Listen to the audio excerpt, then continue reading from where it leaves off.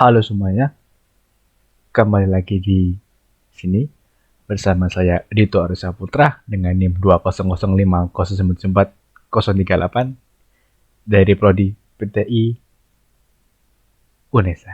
Ya, jadi setelah kemarin kita membahas mengenai sejarah internet, sekarang kita mau membahas mengenai model infrastruktur jaringan. Jadi nggak usah lama-lama, kita langsung aja ya bahas. Apa sih infrastruktur jaringan itu? Jadi infrastruktur jaringan itu adalah sebuah kumpulan dari sistem komputer yang saling terhubung satu sama lain, dihubungkan oleh berbagai macam bagian dari sebuah arsitektur telekomunikasi. Bisa berupa infrastruktur terbuka, open, atau infrastruktur tertutup, close. Contoh dari infrastruktur terbuka adalah internet, sedangkan contoh dari infrastruktur tertutup adalah private internet. Ya, jenis-jenis infrastruktur jaringan komputer. Yang pertama adalah infrastruktur fisik, yang berhubungan dengan masalah perkabelan jaringan, yaitu kabel jaringan sesuai dengan topologi jaringan dipakai. Apa itu topologi? Nanti kita bahas di slide selanjutnya. Jadi, semua piranti jaringan seperti router yang memungkinkan komunikasi antar jaringan lokal yang berbeda segmen, switch, bridge yang memungkinkan host terhubung dengan jaringan, server yang meliputi seperti server data file, exchange server, DHCP server untuk line IP address, DNS server, dan lain-lain. Dan juga host. Infrastruktur fisik bisa termasuk di dalamnya teknologi Ethernet dan standar wireless 802,11a BGN, jaringan telepon umum PTSN, asynchronous transfer mode ATM, dan semua metode komunikasi jaringan fisiknya. Sedangkan yang kedua adalah infrastruktur logikal. Infrastruktur logikal dari suatu jaringan komputer bisa merupakan komposisi dari banyak elemen-elemen software yang menghubungkan, mengatur, dan mengamankan host pada jaringan. Infrastruktur logikal ini memungkinkan terjadinya komunikasi antar komputer melewati jaringan fisik yang sesuai dengan topologi jaringan. Sebagai contoh dari infrastruktur logikal ini adalah komponen-komponen seperti domain name system atau DNS yang merupakan sistem untuk memberikan resolusi name dari permintaan resolusi name dari klien.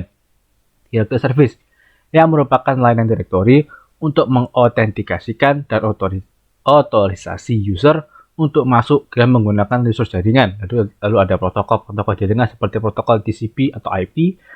Protokol jaringan yang sangat populer dan paling mudah dipakai sebagai protokol jaringan dari berbagai platform jaringan, baik pada platform Windows, Linux, Unix, dan lainnya.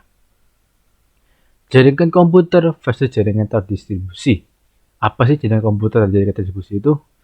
Jaringan komputer adalah sebuah kumpulan komputer dan peralatan lainnya yang terhubung dalam satu kesatuan. Jaringan komputer himpunan interkoneksi sejumlah komputer otonom atau mandiri.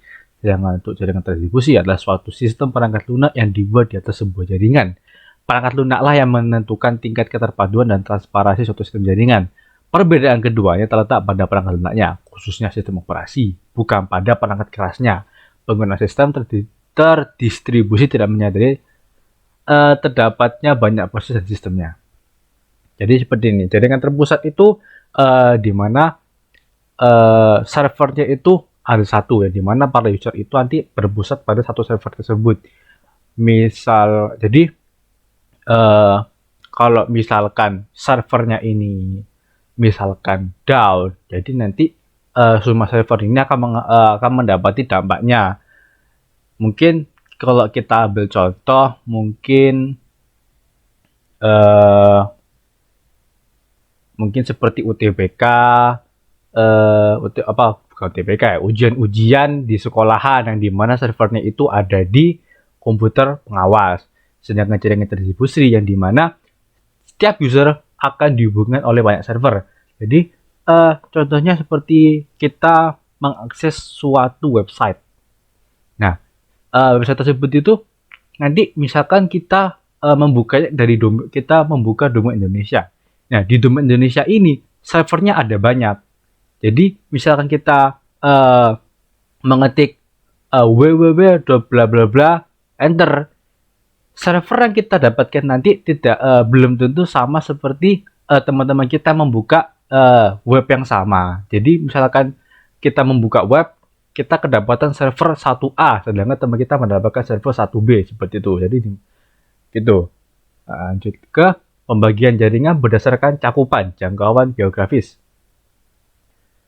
Dibagi menjadi 4. ada PAN, Personal Area Network, ada LAN, Local Area Network, ada MAN, Metropolitan Area Network, ada WAN, Wide Area Network.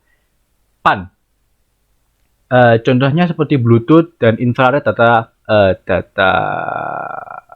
infrared. Ya, jadi di sini jaringannya tuh nggak kemana-mana, hanya jaringannya akan saling menghubungkan antara satu device dengan satu device lain. Ya, seperti contohnya Bluetooth itu. Dan juga mungkin kalau pengguna-pengguna HP-HP jadul mungkin ya, itu mungkin zamannya masih zaman pakai infrared. Nah, seperti itu. Kita kan kalau pakai Bluetooth kan koneksinya kan dari HP kita ke HP teman kita, nggak bisa langsung connect ke banyak orang gitu kan. Lalu ada local area network. Biasanya IP komputer tersusun masih dalam satu kelas. Contohnya lab komputer. Ya, itu ya seperti yang kayak tadi aku ceritakan itu kan. Lalu ada MAN, Metropolitan Area Network, jaringan satu kota atau wilayah. Lalu juga ada WAN, Wide Area Network, yang mana jaringan telah mendunia atau internet. Gitu. Internet kan sudah seperti kita ketahui, sudah mendunia, hampir semua belahan dunia sudah bisa menggunakan internet. Seperti itu. Lalu ada pembagian jaringan berdasarkan aksesnya. Kita ada intranet, bisa diakses untuk kalangan internal, dan juga ada internet, bisa diakses secara publik. Seperti yang tadi katakan, internet bisa diakses oleh publik, yang dimana semua orang sudah bisa mengaksesnya. Sedangkan internet ini maksudnya tuh mungkin contohnya tuh seperti tempat server penyimpanan berkas-berkas. Mungkin saja kita ambil contoh di sebuah kantor ada server yang dimana menyimpan berkas-berkas penting dari suatu kantor itu, misalkan project atau misalkan keuangan. Nah, yang dimana berkas-berkas ini nggak bisa diakses oleh orang-orang umum, nggak bisa diakses oleh orang-orang awam, hanya yang bisa mengakses berkas ini hanya pegawai-pegawai dari suatu kantor tersebut. Itu maksudnya contoh dari internet. Topologi jaringan.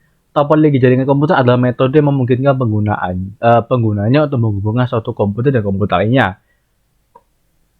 Topologi jaringan itu ada banyak jenisnya. Ada topologi bus, hierarchical topologi atau topologi hierarki, topologi star, topologi ring, topologi mesh, dan juga topologi extended star.